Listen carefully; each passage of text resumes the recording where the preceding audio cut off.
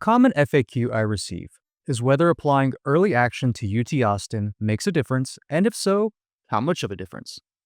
But the answer to each question is honestly, I'm not sure, but it doesn't seem to make much of a difference. Since it's unclear whether applying early action makes a difference, applying during the first week of August definitely doesn't help.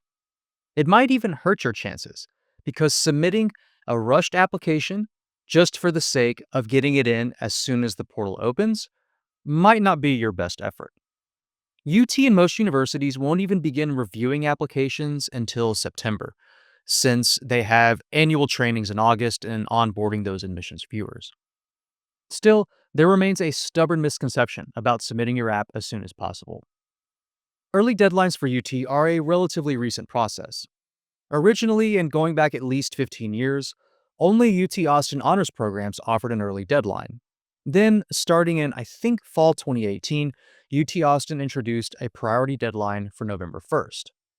There was a lot of ambiguity about what it meant, if anything, and why they used the language of priority rather than the more standard terminology of early action.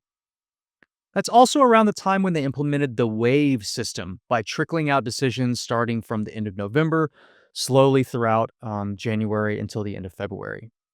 Even then, it was still unclear whether applying early made a difference.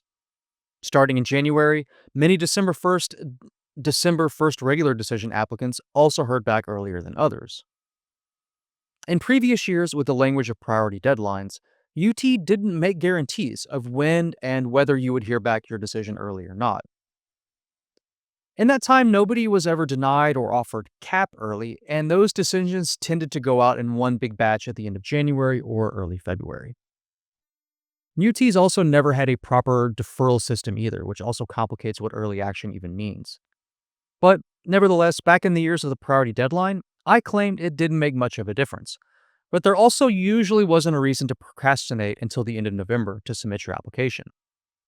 The only students for whom intentionally applying regular decision December 1st makes sense is if you wish to update your SAT or ACT with a later testing date during your senior year, because early applicants cannot update their test scores after the early deadline. For fall 2023, UT changed its language from a priority deadline to early action. But in practice, there wasn't really any difference, it seems. Then, this most recent cycle, fall 2025, UT moved the early deadline up to October 15th, and they claimed to release all early applicant decisions by January 15th. Instead, they only released a handful of admissions offers, and they deferred something like 90 to 95% of all applications, whether they applied early or not.